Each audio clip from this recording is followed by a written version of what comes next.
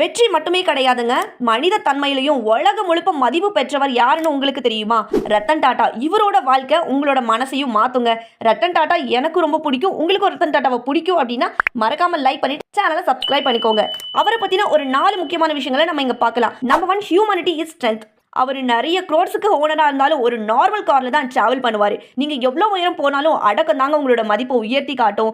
Number 2, think for others. Nano காரை launch பண்ணது ப்ராஃபிட்காகலாம் கிடையாது, மக்களுக்கு அஃபோர்டபுள் கார் கிடைக்கணும் அப்படிங்கிறதுக்காக தான். நீங்கள் செய்கிற ஒர்க்கை சொசைட்டிக்கு யூஸ்ஃபுல்லாக பண்ணுங்க. அப்படி தான் நம்மளோட ரத்தன் டாட்டாவும் பண்ணுவார்.